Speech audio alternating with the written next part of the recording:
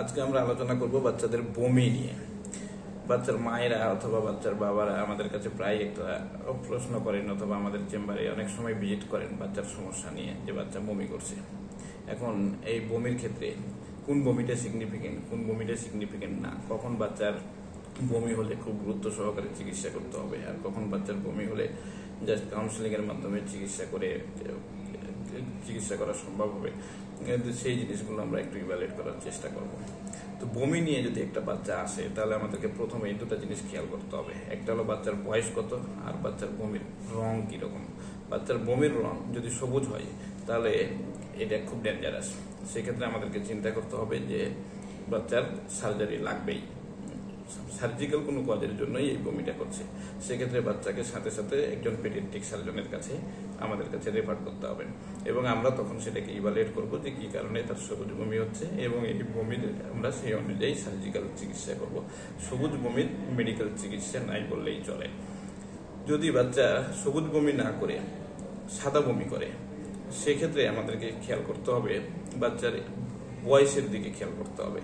যেমন একটা বাচ্চা যদি জন্মের ঠিক পর থেকে বমি করে এবং বমিটা বয়স বাড়ার সাথে সাথে ধীরে ধীরে কমে আসে, তাহলে আমরা সেটাকে চিন্তা করবো গ্যাস্ট্রোএসোফেজিয়াল রিফ্লাক্সের জন্য এই বমিটা হচ্ছে। সেটা কনজারভেটিভ ট্রিটমেন্টের মাধ্যমে ট্রিটমেন্ট করা যাবে। একটা বাচ্চা যদি জন্মের পর প্রথম 2 সপ্তাহ বা 3 সপ্তাহ বমি ছিল না, 2 সপ্তাহ বা 3 সপ্তাহ পরে বমি শুরু হলো এবং বমিটা ধীরে ধীরে বাড়তেছে, তাহলে আমরা সেক্ষেত্রে আমাদেরকে gastric outlet obstruction, infantile hypertrophic pyloric stenosis, সেই দিকে চিন্তা করা শুরু করতে হবে। সেক্ষেত্রে সেভাবে ইভালুয়েট করার চেষ্টা করতে হবে। আর বাচ্চার বয়স যদি 6 মাস 7 মাসের একটা বাচ্চা বমি নিয়ে প্রেজেন্ট করছে, বাচ্চার মা বলছে বাচ্চার বয়স 6 মাস কিন্তু বাচ্চা বমি করতেছে কয়েকদিন ধরে, সাথে আমাদেরকে চিন্তা করতে হবে ইন্টারসাসেপশনের কথা। তাহলে সেভাবে আমাদেরকে বয়স অনুযায়ী চিন্তা করতে হবে। তো এখন একটা বাচ্চা যদি বমি নিয়ে আমাদের কাছে আসে, তাহলে সে বাচ্চাটাকে কিভাবে ইভ্যালুয়েট করবো? আমরা প্রথমে যে জিনিসটা খেয়াল করবো যে বাচ্চাটা হেলদি কিনা। বাচ্চাটা যদি হেলদি হয়, মায়ের কাছ থেকে যদি ওভারফিডিং এর হিস্ট্রি পাই, তাহলে আমরা সেটা নিয়ে কোনো চিন্তা করবো না। সেটা আমরা চিন্তা করবো যে মিসফিডিং, মিসম্যানেজমেন্টের জন্য বমি হচ্ছে। কিন্তু বাচ্চা যদি হেলদি না হয়, বাচ্চার যদি ফিডিং প্রবলেম না থাকে, তাহলে আমাদেরকে খেয়াল করতে হবে যে বাচ্চা কি সিক নাকি ওয়েল। বাচ্চা যদি সিক থাকে, তাহলে নন বিলিয়াস ভমিটিং এর একটা বাচ্চার কিছু ইনফেক্টিভ কজ আছে, সেই ইনফেক্টিভ কজগুলো কিন্তু ইভালুয়েট করতে হবে। যেমন তার ব্রেনে মেনিনজাইটিস আছে কিনা সেটা চিন্তা করতে হবে, ইউরিনারি ট্র্যাক্টে কোনো ইনফেকশন আছে কিনা সেটা চিন্তা করতে হবে, অথবা গ্যাস্ট্রোএন্টেরাইটিস আছে কিনা সেগুলোকে ইভালুয়েট করতে হবে। কিন্তু বাচ্চা যদি ওয়েল থাকে, ওয়েল বেবির ক্ষেত্রে আমাদেরকে চিন্তা করতে হবে যে ইনফেক্টিভ কজ নিশ্চিত নাই, মানে ইনফেক্টিভ কজ থাকলে কিন্তু আমরা মেডিসিনের মাধ্যমে চিকিৎসা করবো। সেক্ষেত্রে পেডিয়াট্রিক মেডিসিনের ডাক্তারের কাছে পাঠাই দিতে হবে বাচ্চাকে।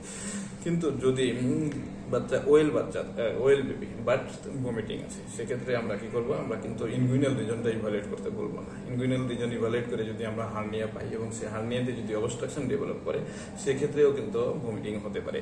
সেক্ষেত্রে আমাদেরকে কিন্তু ইমার্জেন্সি সার্জারি অ্যারেঞ্জ করতে হবে। আর যদি বাচ্চার সেক্ষেত্রে ইনগুইনাল রিজন নর্মাল থাকে এবং সেই অনুযায়ী, তখন আমাদেরকে বয়স অনুযায়ী ইভালুয়েট করার চেষ্টা করতে হবে। যেমন আইএইচপিএস এর ক্ষেত্রে সেই অনুযায়ী বয়স, বমির নেচার কিরকম, ভমিটিং প্রজেক্টাইল কিনা, ফোর্সফুল ভমিটিং কিনা, আফটার রিচ ফিডিং এর পরে ভমিটিং হচ্ছে কিনা, আপার অ্যাবডোমেন ডিস্টেন্ডেড কিনা, কোনো ভিজিবল পেরিস্টালসিস, গ্যাস্ট্রিক পেরিস্টালসিস আছে কিনা, সেগুলো কিন্তু আমাদেরকে ইভালুয়েট করে আইএইচপিএসটাকে এক্সক্লুড করতে হবে। যদি আমরা গ্যাস্ট্রোএসোফেজিয়াল রিফ্লেক্স ডিজিজ চিন্তা করি, তাহলে টাইম ডিউরেশনটা ইম্পর্টেন্ট। বমির অনসেট অফ ডিউরেশন ইম্পর্টেন্ট একটা ফ্যাক্টর। যেমন আইএইচপিএস এর বমি অবশ্যই শুরু হবে 2 সপ্তাহ বা 3 সপ্তাহের দিকে থেকে। ইনিশিয়ালি বাচ্চার ভমিটিং থাকবে না, কিন্তু গ্যাস্ট্রোএসোফেজিয়াল রিফ্লেক্সের বমি কিন্তু একদম জন্মের পর থেকেই থাকবে এবং এটা বয়স বাড়ার সাথে সাথে ধীরে ধীরে কমে আসবে।